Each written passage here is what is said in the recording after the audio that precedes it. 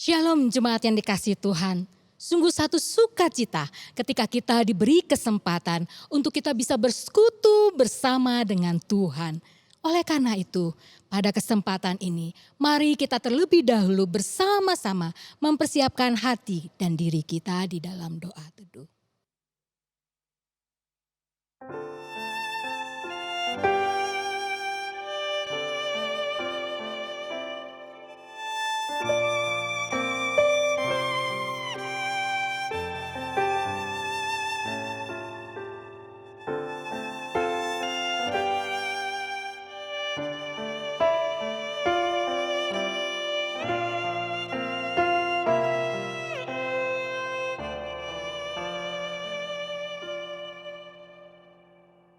Amin.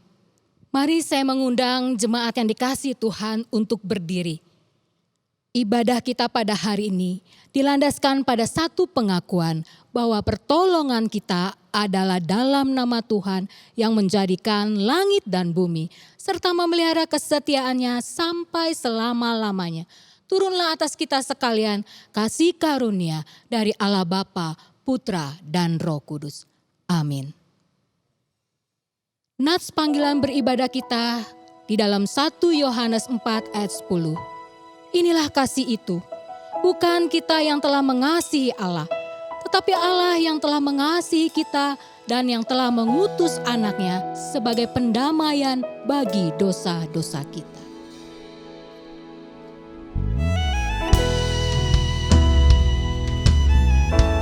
Kasih Allah sungguh besar kepada setiap kita. Dia memberikan Yesus untuk keselamatan kita. Oleh karena itu sudah selayaknya sembah, pujian, dan hormat bagi Dia.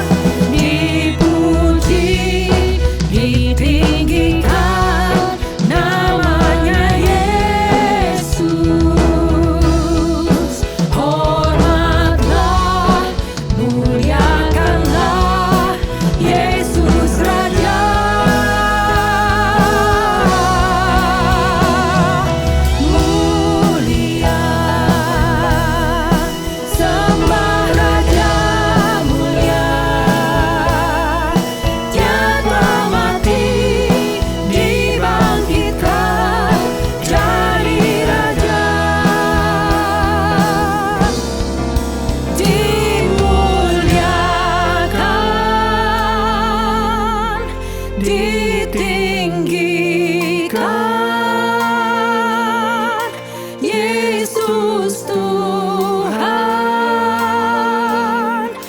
Kau Rajaku yang bertahta, yang berkuasa, Yesus Tuhan, Kau Rajaku.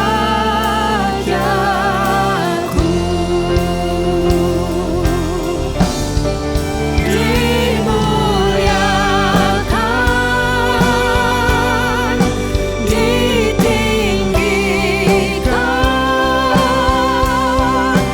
Yesus Tuhan,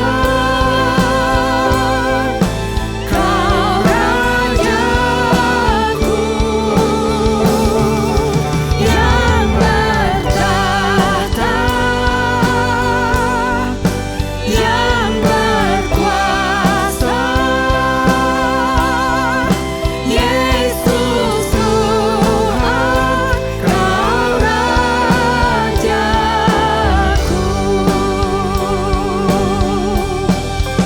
Dipuji, ditinggikan namanya Yesus. Hormatlah, muliakanlah Yesus Raja.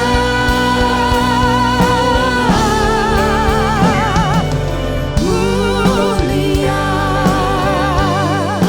sembah Raja mulia. Dia telah mati, dibangkitkan jadi Raja. Dia telah mati, dibangkitkan jadi Raja.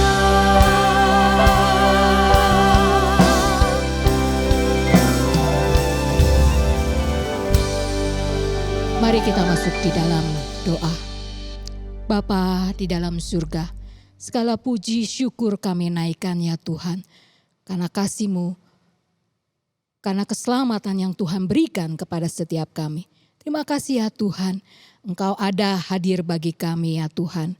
Pada saat ini ya Tuhan, kami tetap ya Tuhan untuk tetap percaya bahwa di tengah segala situasi apapun, tetap ada Engkau yang menyertai kami. Tetap ada Engkau yang bersama dengan kami. Terima kasih ya Tuhan. Terima kasih juga untuk saat ini ya Tuhan.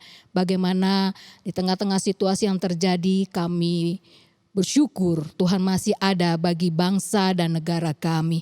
Menyertai dan memberikan perlindungan yang daripada Engkau. Untuk saat ini ya terus berdoa ya Tuhan untuk Indonesia. Tuhan sendiri yang boleh terus campur tangan untuk negara kami. Beri perlindungan yang daripada Engkau.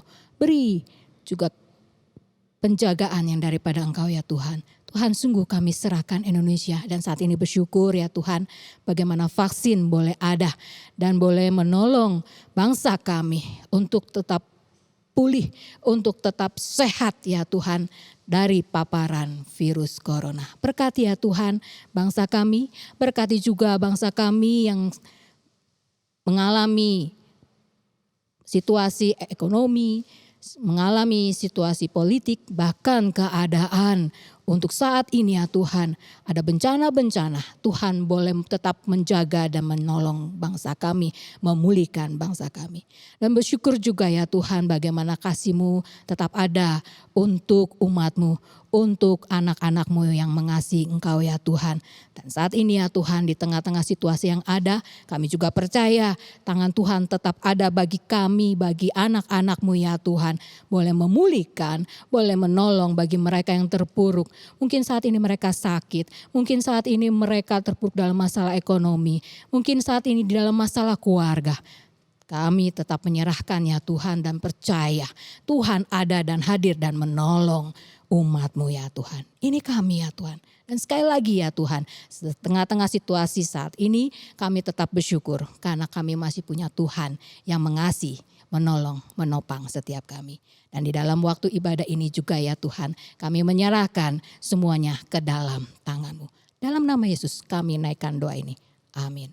Mari jemaat disilakan duduk kembali. Yohanes 3 ayat 16 sampai dengan 17. Karena begitu besar kasih Allah akan dunia ini, sehingga ia telah mengaruniakan anaknya yang tunggal supaya setiap orang yang percaya kepadanya tidak binasa, melainkan beroleh hidup yang kekal. Sebab Allah mengutus anaknya ke dalam dunia, bukan untuk menghakimi dunia, melainkan untuk menyelamatkannya oleh Dia.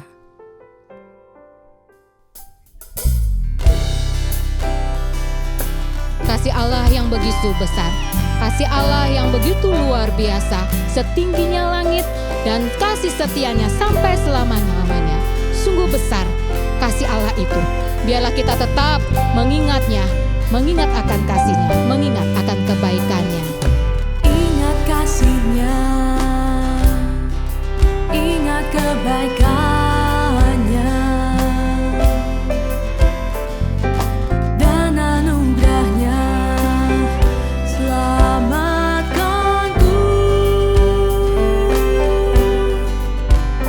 Bab kasih-Nya setinggi langit, kasih setia Allah Bapa kita. Besar kasih Allah pada kita. Ingat kasih-Nya, ingat kebaikan-Nya, dan anugerah-Nya selamatkanmu. Sebab kasih-Nya setinggi langit, kasih setia Allah Bapa kita. Besar kasih Allah pada kita. Ku takkan lupa kasih-Nya, ku takkan lupa anugerah-Nya. Dia penuhkan, Dia penuhkan, Dia puaskan hasratku. Besar kasih Allah pada kita. Ku takkan lupa kasih-Nya, ku takkan lupa anugerah-Nya. Dia penuhkan, Dia penuhkan, Dia puaskan hasratku. Besar kasih Allah pada kita. Besar kasih Allah pada kita.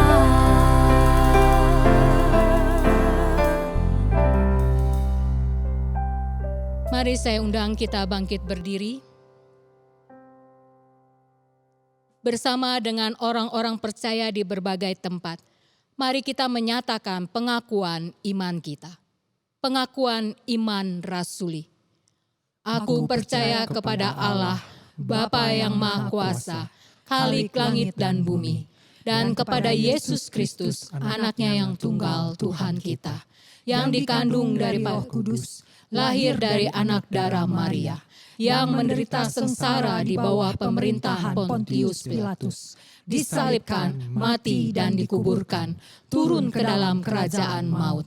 Pada hari yang ketiga, bangkit pula dari antara orang mati, naik ke sorga, duduk di sebelah kanan Allah, Bapa yang Maha Kuasa. Dan dari sana ia akan datang untuk menghakimi orang yang hidup dan yang mati.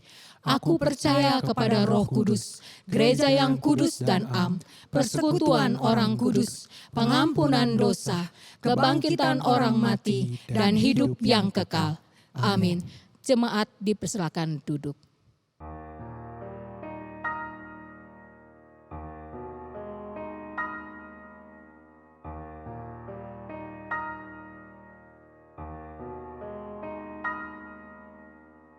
Dia pilihku sebelum dunia ada, dia pilihku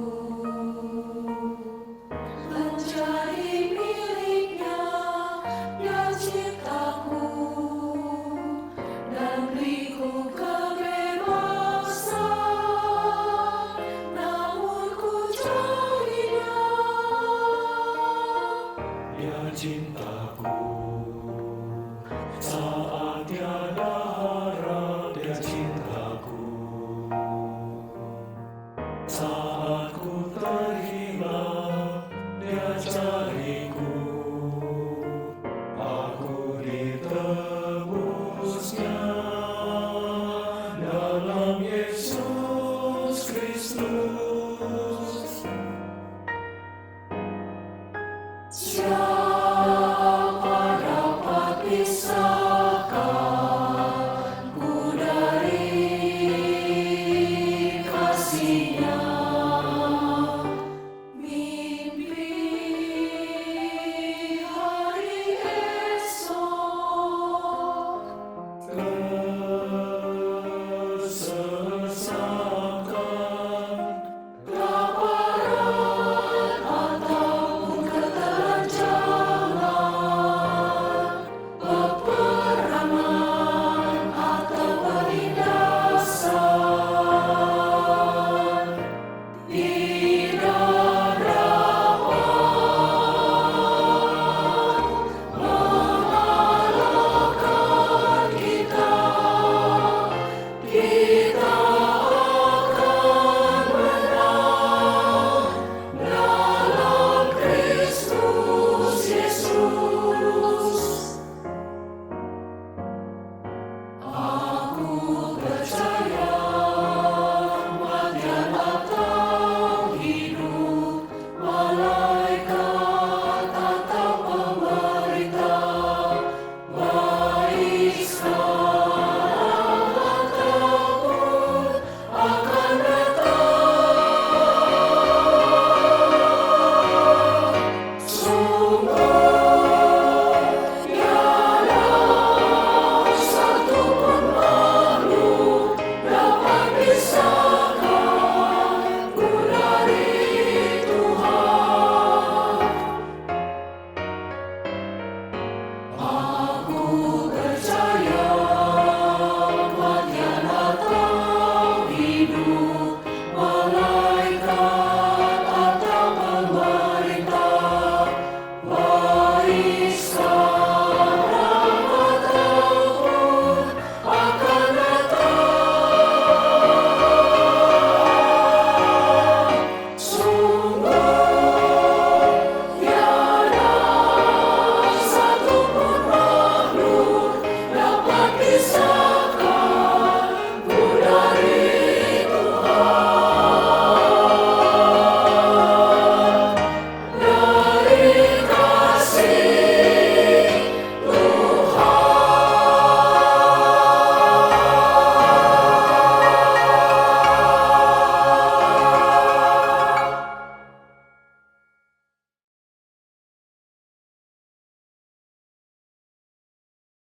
Salam sejahtera dalam Yesus Kristus bagi saudara-saudara semua. Kiranya kita semua tetap penuh sukacita dan telah mempersiapkan diri beribadah meskipun dalam bentuk masih online streaming. Tuhan Yesus selalu menguatkan, memberikan kita hikmat, dan tetap disiplin dalam protokol kesehatan. supaya kita bisa melewati hari-hari dalam situasi dan kondisi yang masih pandemi COVID-19 ini. Saudara-saudara, mari kita berdoa memohon pimpinan Tuhan. Tuhan, kami sungguh bersyukur karena kami sungguh merasakan kasih setia Tuhan dalam memelihara setiap kami. Sudah setahun lebih kami berada dalam situasi dan kondisi pandemi COVID-19 ini. Kami boleh tiba sebagaimana hari ini, semua karena kasih karunia Tuhan. Kami tahu Tuhan, banyak jemaat-Mu, banyak saudara-saudara kami mengalami pergumulan yang tidak mudah, melewati masa-masa kesedihan, kedukaan, dan pergumulan-pergumulan hidup. Tetapi Tuhan adalah Tuhan yang berdaulat. Meskipun kami belum mengerti sepenuhnya segala hal yang terjadi yang diizinkan Tuhan.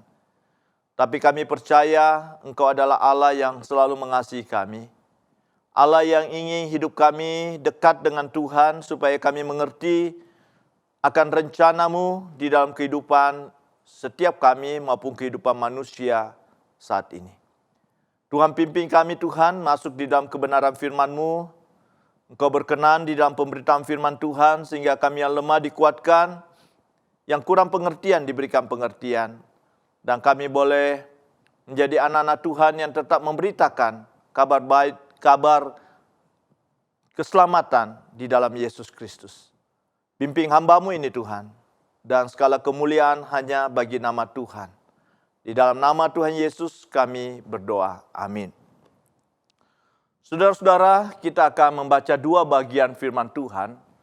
Pertama dari Injil Yohanes pasal yang ke-15 ayat 13. Demikian firman Tuhan. Tidak ada kasih yang lebih besar daripada kasih seorang yang memberikan nyawanya untuk sahabat-sahabatnya. Bagian firman Tuhan yang kedua dari surat Roma pasal yang ke-8 ayat yang ke-31. Sebab itu apakah yang akan kita katakan tentang semuanya itu? Jika Allah di pihak kita, siapakah yang akan melawan kita? Saudara-saudara, di dalam Injil Yohanes pasal 15 ayat 13. Sangat jelas Tuhan Yesus menyampaikan tentang pengajaran kasih yang terbesar dari seseorang kepada sahabatnya. Pernyataan yang menunjuk pada diri Tuhan Yesus sendiri yang akan menyerahkan nyawanya di atas kayu salib. Saudara-saudara yang dikasihi oleh Tuhan, Tuhan Yesus menjelang hari penyalibannya semakin terbuka mengajarkan dan mengkomunikasikan kepada murid-muridnya bahwa kedatangannya ke dalam dunia adalah untuk menyerahkan nyawanya bagi penebusan dosa. Saudara-saudara, kita mengetahui bahwa apa yang disampaikan Yesus Kristus tidak sepenuhnya dipahami oleh murid-murid. Kita mengetahui pada hari Tuhan Yesus akan disalibkan, respon murid-murid masih sulit mempercayai bahwa guru mereka yang memiliki kuasa mengajar, menyembuhkan orang sakit, mengusir setan, membangkitkan orang mati, kemudian membiarkan dirinya diadili, ditangkap, dan disiksa. Saudara, salah satu penyebab respon murid-murid sedemikian, karena adanya konsep dan harapan yang tidak sesuai dengan kenyataan yang mereka harapkan pada Tuhan Yesus. Saudara-saudara, seringkali dalam hidup kita diperhadapkan dengan konsep dan harapan yang tidak sesuai dengan realita kehidupan yang kita hadapi. Di tengah ketidaksesuaian konsep dan harapan dengan realita, berapa banyak orang tetap bisa bertahan pada jalan hidupnya yang benar. Saudara-saudara, seringkali ada sebagian orang justru meninggalkan jalan hidup yang benar.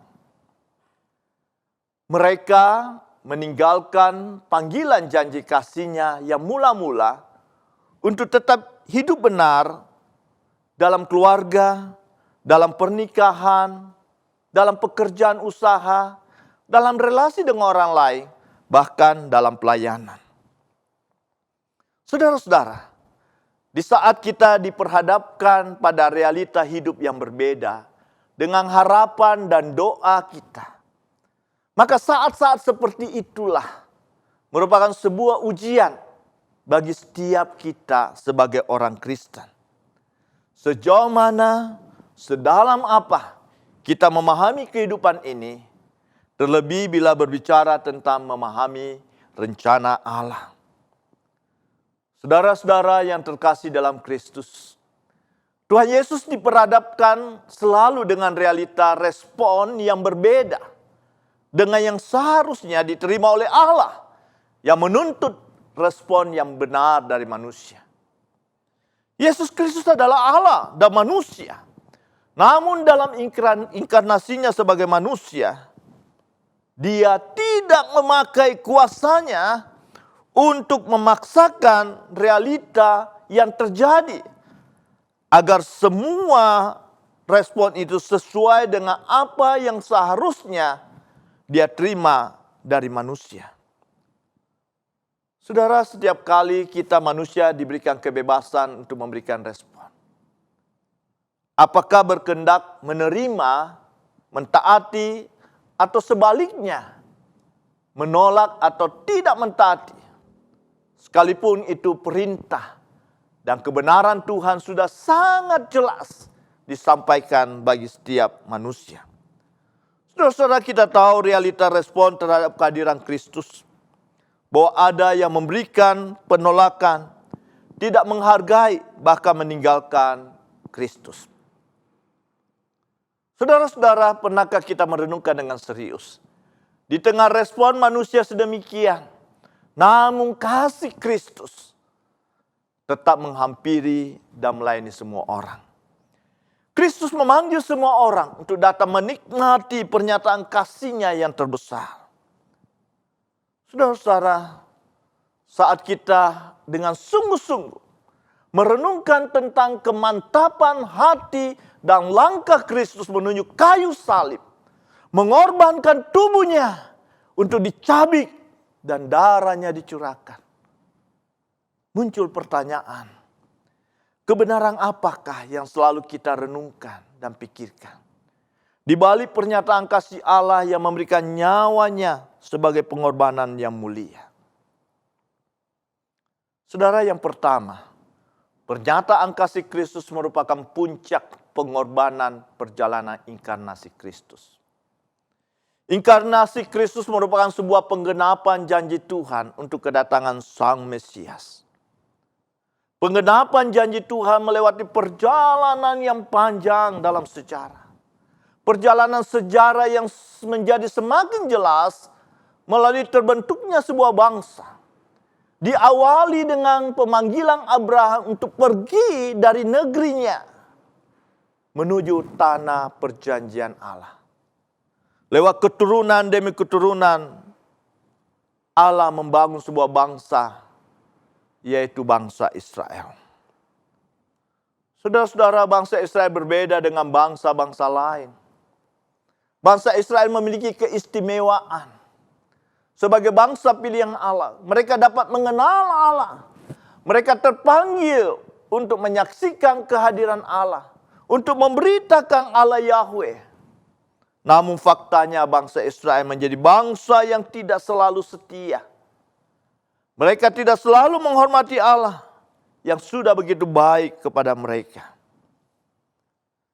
Saudara, berulang kali Allah menyatakan kemarahannya yang menghukum, tapi kemudian tetap menerima pertobatan bangsa Israel. Saudara-saudara, sejarah perjanjian lama secara berkelanjutan menyampaikan janji kedatangan Mesias. Janji tersebut tergenapi dalam kehadiran Kristus dalam dunia. Firman Tuhan dalam perjanjian baru mencatat Kristus dilahirkan dari Maria melalui karya Allah Roh Kudus. Di tengah-tengah kelarainya ada situasi dan kondisi menegangkan di sekitar waktu itu. Oleh karena dalam ketakutan akan kekuasaannya dan penuh dengan nuansa politik, Herodes memerintahkan untuk melakukan pembunuhan massal pada anak-anak yang di bawah usia 2 tahun. Matius 2 ayat 16-18 mencatat peristiwa itu, yang merupakan nubuatan Nabi Yeremia. Khususnya di ayat yang ke-18 dikatakan, terdengarlah suara di Rama, tangis dan ratap yang amat sedih. Rahel menangisi anak-anaknya dan ia tidak mau dihibur sebab mereka tidak ada lagi. Saudara-saudara, di dalam Yesus Kristus pada waktu muncul di depan umum untuk melayani, mengajar, menyatakan kuasanya. Saudara, kehadirannya itu mendatangkan kekaguman, menarik banyak orang. Kristus memanggil murid-muridnya, mengajarkan mereka, membawa mereka bersama dalam pelayanan. Sebab kepada mereka lah akan dipercayakan untuk melanjutkan tugas pelayanan Kristus di dalam dunia. Saudara, Kristus memiliki kuasa. Dia dapat mewujudkan pernyataan kasih-Nya dengan cara tanpa proses penderitaan, ditangkap, dicambuk, dan dihina. Dia bisa melakukan semuanya itu lebih cepat dan lebih mudah, menyelesaikan puncak pengorbanan perjalanan inkarnasinya dipaku di kayu salib. Tapi semua itu tidak dilakukan oleh Kristus. Saudara, kita mengetahui bahwa murid-murid sampai pada waktu Kristus menyerahkan dirinya untuk disalibkan, mereka belum sepenuhnya memahami maksud inkarnasi Kristus. Murid-murid menunjukkan sikap tidak bisa menerima kenyataan bahwa Kristus menyerahkan dirinya. Petrus mencoba menghalangi Tuhan Yesus dengan pernyataan dan tindakannya. Ada murid yang melarikan diri, dan ada yang menunjukkan ketakutan. Saudara-saudara, kita melihat dan mencatat bahwa puncak pengorbanan perjalanan penggenapan kasih Allah yang terbesar melalui pengorbanan Kristus menyerahkan nyawanya di kayu salib. Begitu banyak penghalang, tantangan, dan usaha si jahat untuk menggagalkan pernyataan kasih Allah yang terbesar bagi manusia melalui Yesus Kristus. Saudara-saudara, bagaimana dengan manusia, saya dan saudara, dalam mewujudkan pernyataan kasih kita? Seringkali kita sedih bahwa pernyataan kasih manusia berhenti di tengah jalan dan tidak menyelesaikan wujud pernyataan kasih yang pernah dijanjikan.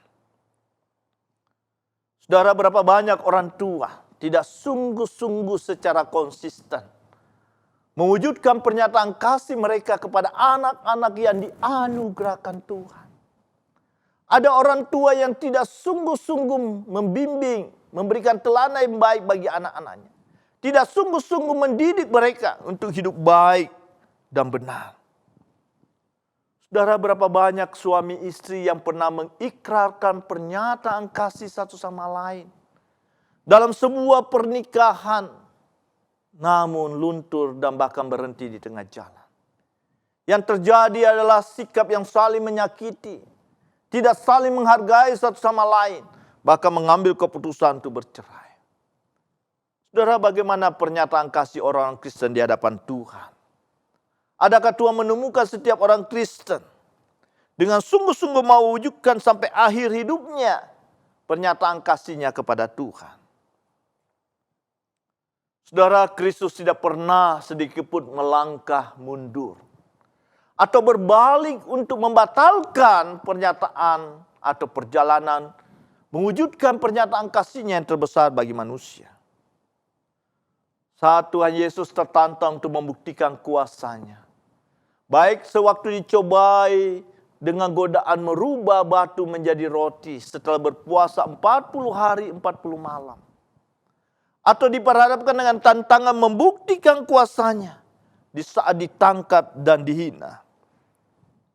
Kita tahu Tuhan Yesus tetap melangkah menuju kayu salib, menyelesaikan puncak pengorbanan perjalanan inkarnasinya. Saudara, tentu berbeda sekali pada umumnya manusia yang seringkali memakai kuasanya, kedudukannya, bahkan uangnya untuk memutuskan kehendaknya, memaksakan kehendaknya. Yang sebenarnya semuanya itu sebuah kesalahan di hadapan Tuhan. Saudara, apa yang Yesus Kristus lakukan dalam inkarnasinya dengan segala yang dikorbankannya, semua dilakukannya dengan sukarela. Dikatakan di atas kayu salib menggambarkan berpadunya kasih dan sedih mengalir dari lukamu. Mahkota duri yang pedih menjadi keagunganmu. Andaikan jagat milikku dan kuserahkan padanya, tak cukup bagi Tuhanku diriku yang dimintanya. Itulah kutipan di dalam teks sebuah lagu di dalam Kidung Jemaat yang dikarang oleh Isaac Watts. Saudara, marilah kita bersyukur untuk apa yang dikerjakan Kristus mewujudkan pernyataan kasih-Nya. Setiap kita seharusnya menyadari bahwa kita orang yang sungguh-sungguh berbahagia jika kita mengalami dan menikmati pernyataan kasih Tuhan. Yang kedua, kebenaran apakah yang perlu kita renungkan dan pikirkan? Di balik pernyataan kasih Allah yang memberikan nyawanya sebagai pengorbanan yang mulia. Saudara-saudara yang dikasihi oleh Tuhan, yang kedua ini adalah pernyataan kasih Kristus merupakan penggenapan satu-satunya dalam pengampunan, sebagai satu-satunya jalan pengampunan dan keselamatan. Saudara-saudara, kita seharusnya sungguh-sungguh melihat fakta kehidupan dengan jelas. Memperlihatkan bagaimana dosa telah merusak dan mencemari hidup manusia. Dosa membuat manusia melawan Allah dan kebenarannya. Dosa membuat manusia merusak lingkungan sekitarnya. Merusak relasinya dengan sesama manusia. Dosa bahkan merupakan kuasa yang bekerja dalam diri manusia sedemikian rupa. Membuat manusia merusak dirinya sendiri. Potensi dan kasih karunia yang dianugerahkan Tuhan itu dalam kehidupan mereka dirusak karena nafsu keserakaan dan nafsu kedagingan. Perjanjian Lama mencatat dengan jelas tentang bangsa Israel merusak kehidupan mereka karena membiarkan dosa berada di tengah-tengah mereka. Saudara, bangsa Israel terkadang menolak kepemimpinan Allah di tengah mereka. Lebih memilih hidup menurut keinginan mereka sendiri dan mengikuti gaya hidup bangsa-bangsa lain yang tidak mengenal Allah Yahweh. Begitu mudahnya mereka melupakan kebaikan Allah, bahkan dengan berani melawan Allah.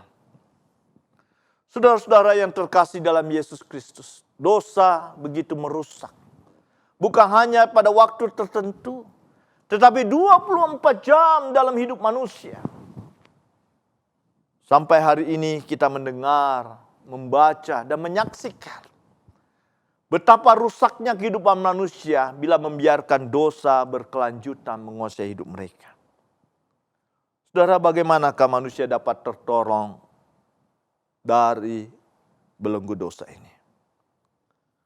Perjanjian Lama mencatat bahwa Allah adalah Allah yang penuh kasih, mengampuni manusia yang bertobat.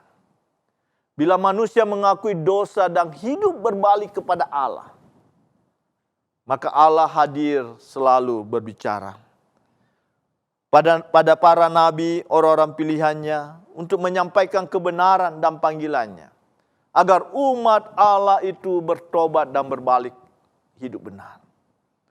Persembahan korban dengan pencurahan darah binatang yang ditentukan menjadi cermin bahwa pengampunan dosa membutuhkan pengorbanan.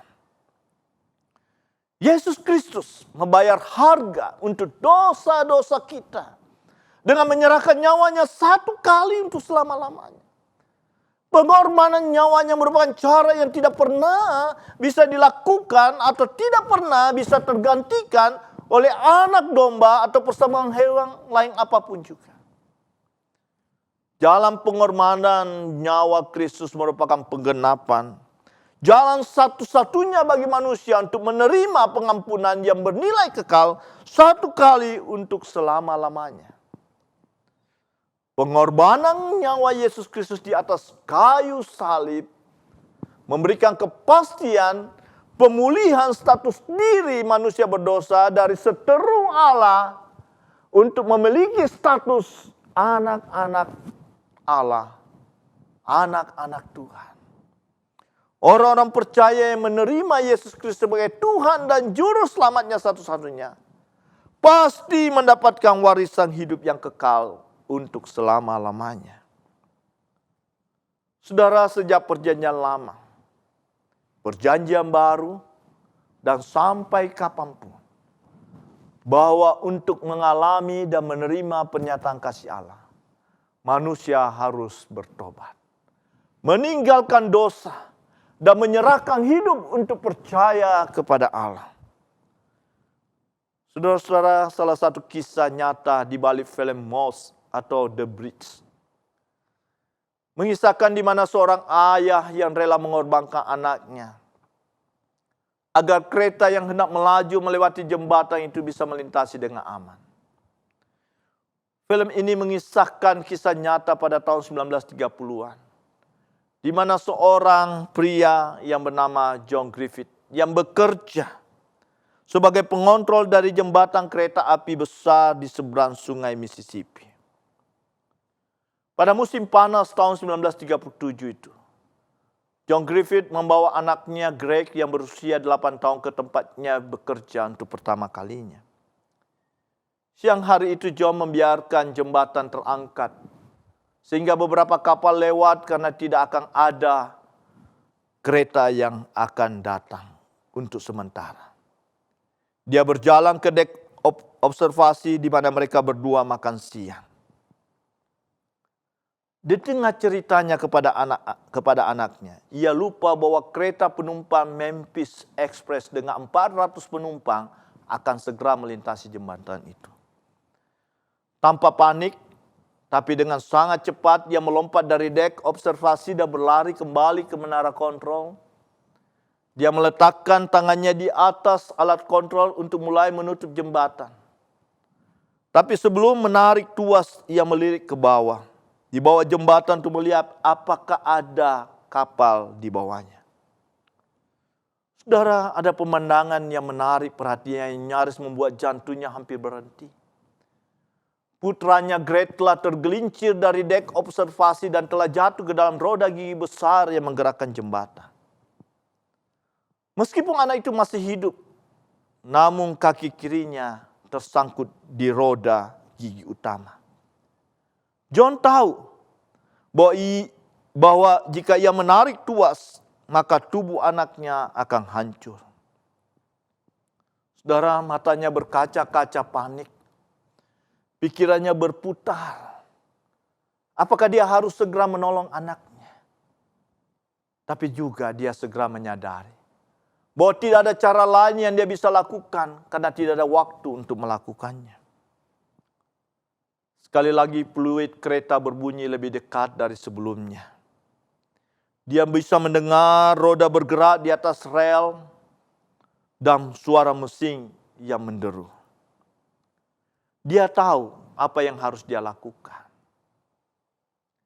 Sehingga ia membenangkan kepalanya dengan di lengan kirinya dan menarik tuas utama. Jembatan besar itu turun ke tempatnya. Dan dalam sekejap Memphis Express melintasi Mississippi.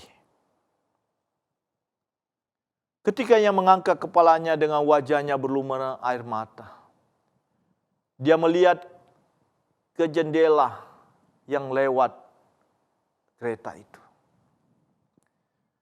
Ia melihat para penumpang di kereta api itu. Tidak ada satu pun yang melayangkan pandangannya ke arah menara kontrol. Tidak ada yang melihat bagian roda penggerak jembatan.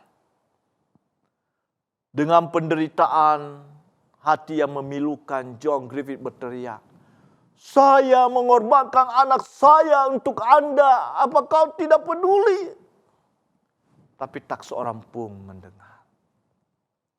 Saudara, betapa memilukan jika kita seperti para penumpang kereta api Memphis Express. Kita sibuk dan tenggelam dalam rutinitas sehari-hari. Dan mungkin juga bergulat dengan pergumulan hidup dalam pekerjaan dan masalah-masalah hidup kita. Kereta api Memphis Express telah menjadi dunia kita. Dan kita hidup dari hari ke hari melupakan apa yang telah Tuhan lakukan bagi kita. Allah Bapa mengutus anak, mati di kayu salib bagi kita yang berdosa. Adakah kita mau melihat pengorbanan Allah Bapa dan mau menghargai pengorbanan Kristus yang telah menyelamatkan kita? Saudara-saudaraku di dalam Yesus Kristus, tanpa pertobatan, tanpa hati yang hancur yang meratapi dosa-dosanya, tanpa mengundang Kristus memimpin dan menguasai hidup kita, maka siapapun tidak akan memahami dengan benar mengapa pernyataan kasih Allah yang terbesar ini dilakukan oleh Allah sendiri. Yesus Kristus tidak berdosa, tetapi di atas salib ia menjadi dosa bagi kita. Artinya dalam natur manusiawinya Yesus Kristus bisa mengalami semua tekanan seperti kita semua terima. Tetapi Kristus tidak menyerah kepada tekanan-tekanan itu. Dan natur ilahinya tidak mungkin berkurang atau terkompromikan oleh suatu pengaruh apapun dari luar. Saudara, dikatakan setelah merasakan pengalaman kita dan menangis bersama kita, dia mati di kayu salib dan mengorbankan nyawanya untuk menyelamatkan nyawa kita. Yesus Kristus menanggung dosa-dosa kita, mengambil tempat kita di atas kayu salib, membayar harga bagi kita dengan penderitaan dan kematiannya.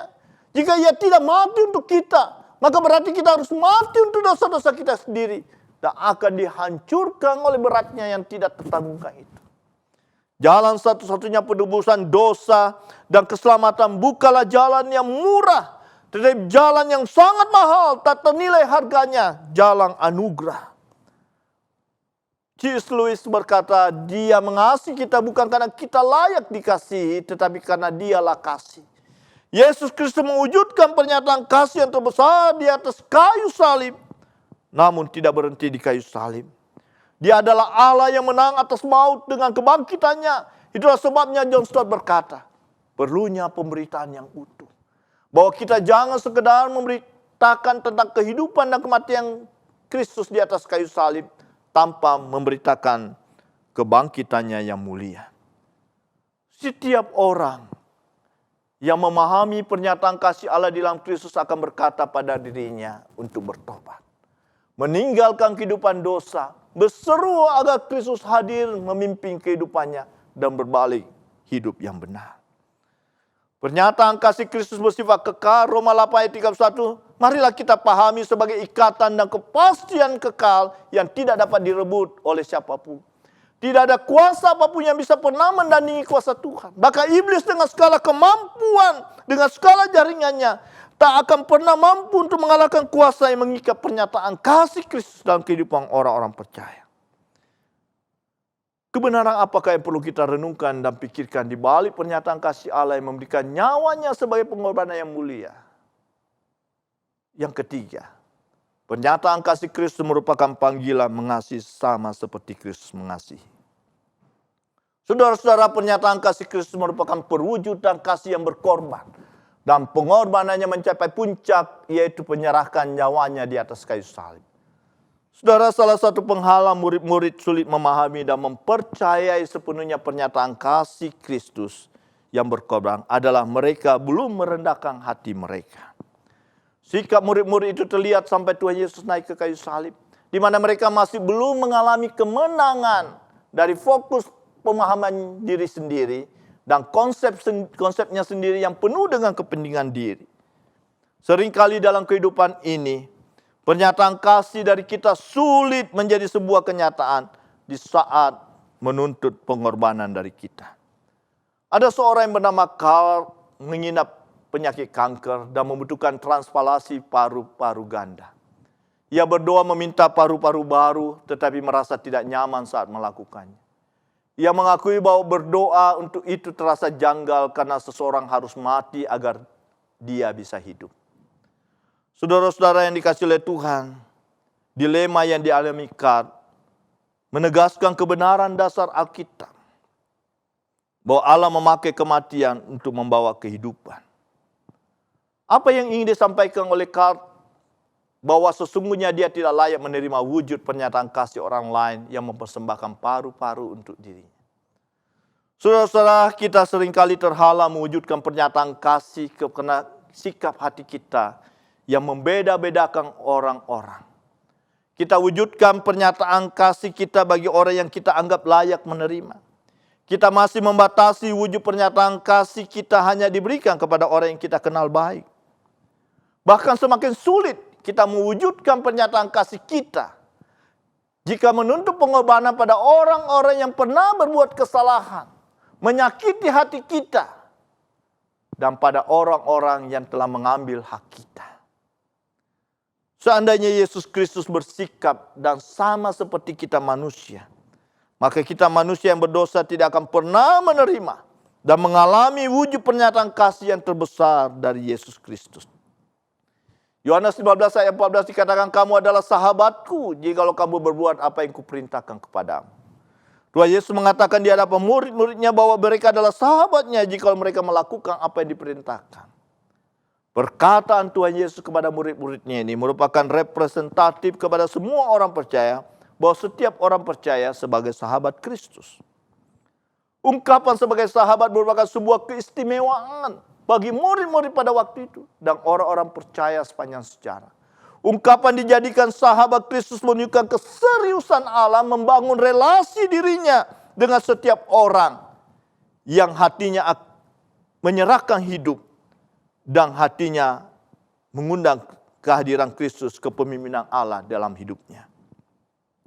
Saudara-saudara, menjadi sahabat yang dimaksudkan Yesus Kristus bahwa ia membuat persahabatan dengan murid-muridnya bukan bergantung kepada ketaatan mereka kepada perintahnya. Tetapi ia maksudkan bahwa dalam kasih mereka satu sama lain, mereka akan dikenal sebagai mereka yang telah menjadi sahabat-sahabat Kristus. Yang telah dijadikan sahabat-sahabat Kristus dengan membawa mereka ke dalam kasih Kristus. Saudara, wujud pernyataan kasih Kristus merupakan sebuah fakta yang terjadi dalam sejarah. Perwujudan pernyataan kasih Kristus melalui pengorbanan dirinya di atas kayu salib merupakan sebuah panggilan kepada setiap orang Kristen untuk menghadirkan kehidupan kasih dalam kehidupannya. Baik di dalam pemikirannya, di dalam perasaannya, di dalam perkataannya, dan di dalam perbuatannya. Mewujudkan pernyataan kasih dalam kehidupan menjadikan setiap orang Kristen menyaksikan diri sebagai sahabat Kristus. Kita harus menang atas diri kita. Menang dari cara kita berpikir yang terkadang mendahulukan kepentingan diri. Kita perlu kerendahan hati. Kita perlu kesediaan berubah untuk belajar dari Kristus yang menghadirkan pernyataan kasih-Nya sampai puncak penyalibannya. Juru selamat kita merendahkan hati untuk tinggal di antara kita dan menyamakan dirinya dengan manusia. Kita terpanggil untuk menjadi penurut-penurut Allah, menjadi anak-anak yang kekasih dalam Tuhan dan hidup dalam kasih. Saudara-saudara, marilah kita menyaksikan diri sebagai sahabat Kristus dengan pernyataan kasih yang nyata. Menjadi seorang Kristen yang terbuka untuk memperkenalkan dan memberitakan Kristus Sang Juru Selamat, jalan satu-satunya bagi orang berdosa menerima penebusan dosa dan keselamatan. Marilah kita berkata kasih Kristus menguasai hidup kita sehingga kita berkeputusan untuk tidak lagi hidup bagi diri kita sendiri, melainkan bagi Dia yang mati bagi kita. Mewujudkan dengan pernyataan kasih Kristus melalui pernyataan kasih diri kita kepada setiap orang. Saudara-saudara, Yohanes 15 ayat 16 berkata, bukan kamu yang memilih aku, tetapi akulah yang memilih kamu, dan aku telah menetapkan kamu supaya kamu pergi dan menghasilkan buah, dan buahmu itu tetap, supaya apa yang kamu minta kepada Bapa dalam namaku diberikannya kepadamu. Inilah perintahku kepadamu, kasihlah seorang akan yang lain. Saudara-saudara, milikilah hati seorang yang tak pernah melupakan kebaikan Allah, yang telah mewujudkan pernyataan kasih Kristus yang terbesar bagi kita.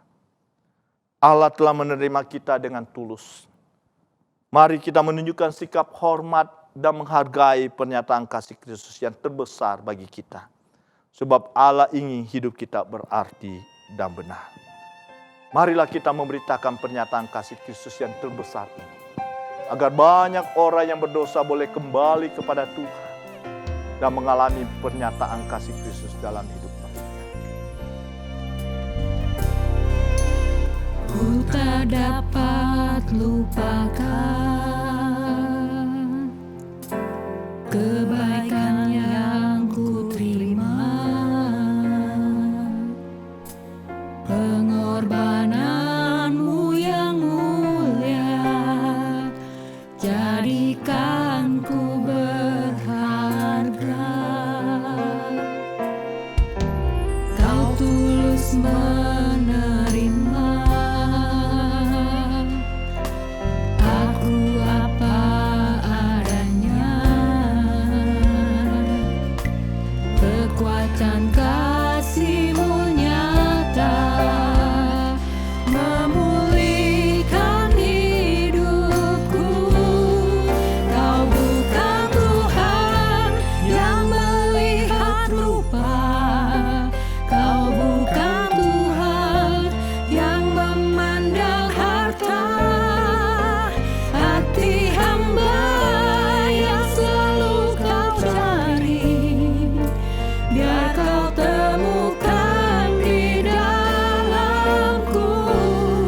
Selama ku hidup, ku mau menyembah-Mu, sebab Engkau sangat berarti bagiku. Yang terbaik yang ada padaku, ku persembahkan kepadamu, Yesusku.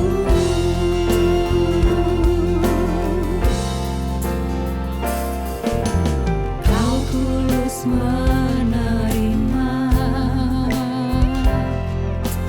aku apa adanya, kekuatan kasih-Mu nyata memulihkan hidupku. Kau bukan Tuhan yang melihat rupa, Kau bukan Tuhan yang memandang harta. Hati hamba yang selalu Kau cari, biar Kau temukan di dalamku. Selama ku hidup, ku mau menyembah-Mu, sebab Engkau sangat berarti bagiku. Yang terbaik yang ada padaku, ku persembahkan kepadamu, Yesusku.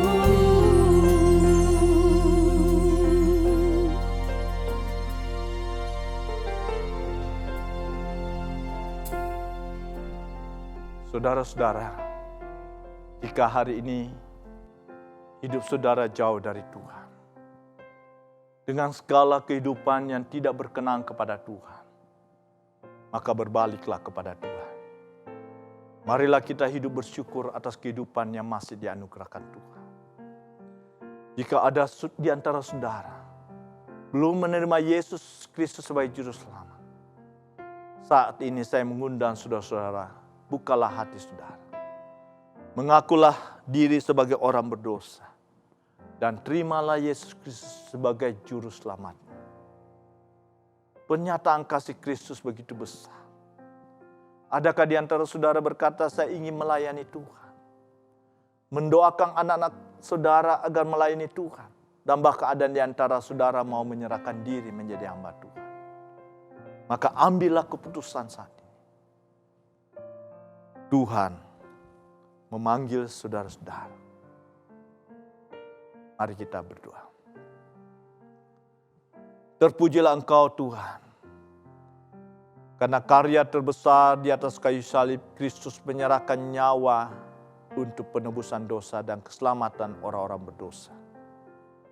Wujud pernyataan kasih yang terbesar yang tidak pernah ada dalam sejarah. Wujud pernyataan kasih yang terbesar yang tidak mampu dan tidak akan pernah bisa dilakukan oleh manusia ciptaanmu. Kami sungguh bersyukur jikalau kami mengalami dan menikmati pernyataan kasih Tuhan yang terbesar. Ajarlah kami menghargai dan menghormati kasih-Mu yang terbesar ini. Dengan hidup berkenan kepada Tuhan. Dengan hidup mau dipakai Tuhan. Menyerahkan diri di dalam pimpinan Tuhan untuk berkorban. Menghadirkan wujud pernyataan kasih yang Tuhan ingin terjadi dalam hidup kami. Tuhan, bagi setiap saudara-saudara kami Tuhan, yang berbalik kepada Tuhan, hamba-Mu percaya Engkau menerima mereka, mengampuni mereka, mengingatkan mereka untuk berkomitmen hidup berkenan kepada Tuhan. Sehingga hidup kami boleh bersyukur kepada Tuhan. Tuhan, Engkau berkenan mendengar suara hati dan penyerang hidup bagi setiap saudara kami, yang hari ini mengambil keputusan untuk boleh mengundang Engkau sebagai Tuhan dan Juru Selamat. Mengaku diri sebagai orang yang berdosa. Engkau hadir memateraikan keselamatan di dalam kuasa Allah Roh Kudus, sehingga mereka menikmati wujud pernyataan kasih-Mu yang terbesar. Biarlah setiap kami ketika kami merenungkan pernyataan kasih-Mu yang terbesar ini, kami boleh berkata sebagai orang percaya, bahwa kami ingin mengambil bagian dalam pelayanan, memberitakan kabar baik, menyaksikan Kristus yang merupakan wujud pernyataan kasih yang terbesar bagi kami manusia ini. Bahkan banyak kaum muda boleh digerakkan dan terpanggil dan mentaati panggilan-Mu untuk menjadi hamba-hamba Tuhan, menyerahkan diri dibentuk dan dididik di sekolah teologi untuk pada waktunya menjadi hamba Tuhan yang penuh waktu. Tuhan, Engkau mendengar doa kami. Berkatilah jemaat-Mu Tuhan, supaya kami tetap kuat di dalam Tuhan, melewati masa-masa pandemi COVID-19 ini. Kami juga berdoa Tuhan, untuk kebangunan rohani bagi setiap kami. Dan juga persiapan gereja-gereja untuk memulai kebaktian dalam bentuk onsite. Biarlah Tuhan tolong semua Tuhan. Dan segala kemuliaan hanya bagi nama Tuhan. Di dalam nama Tuhan Yesus kami berdoa. Amin. Mari kita berikan bentuk ucapan syukur kita kepada Tuhan melalui persembahan. Saudara dapat memberikan persembahan melalui scan QR Code yang tertera pada layar Anda.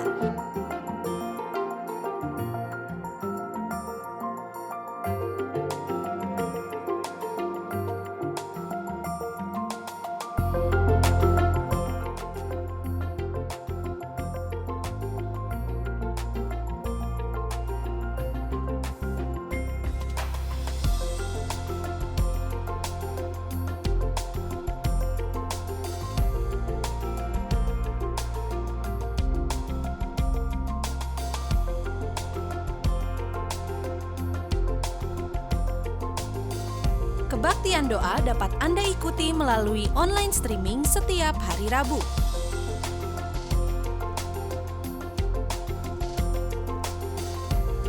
Follow Instagram @hokimtong dan simak informasi terbaru seputar GII Hokimtong. Saudara-saudara, mari kita berdoa bagi persembahan yang telah kita berikan. Tuhan, kami mau bersyukur karena Engkau memberikan kami kesempatan membawa persembahan kami. Baik persembahan untuk mendukung pelayanan secara rutin, mendukung pelayanan bagi pelayanan diakonia gereja kami, maupun juga persembahan-persembahan yang kami berikan, baik dalam bentuk perpuluhan, maupun dukungan-dukungan pelayanan bagi sesama kami. Kami teringat apa yang terjadi di NTT, gempa di Malang Tuhan. Kami bersyukur karena gereja kami dan bersama jemaat boleh mengambil bagian untuk meringankan beban yang terjadi yang dialami saudara-saudara kami. Kami berdoa biarlah Engkau hiburkan mereka dan menyediakan pada waktunya kebutuhan-kebutuhan mereka, baik lewat pemerintah maupun sesama lembaga manusia yang tergerak untuk menyalurkan berkat yang datang dari Tuhan. Terima kasih Tuhan. Biarlah Engkau memberkati persembahan kami ini dan nama Tuhan dimuliakan. Di dalam nama Tuhan Yesus kami berdoa dan bersyukur. Amin. Saudara-saudara, mari kita bangkit berdiri, kita menerima doa berkat. Sinar kemuliaan Allah dari tempat yang maha tinggi menyinari hidup saudara-saudara semua, melimpahkan berkat kasih karunia dan damai sejahtera dari Tuhan Yesus Kristus. Berkat dan kasih dari Allah Bapa, kasih yang sempurna, merancang kehidupan anak-anak Tuhan dengan demikian indah. Kasih dan berkat dari Allah Roh Kudus yang menghibur, menguatkan dan memberikan pengertian. Berkat dan kasih Allah Tritunggal bersama dengan saudara hari ini sampai selama-lamanya. Amin.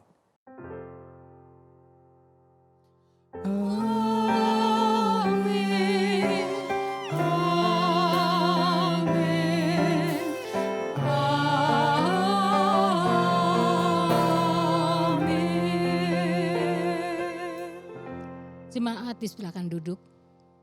Kita mengambil waktu teduh.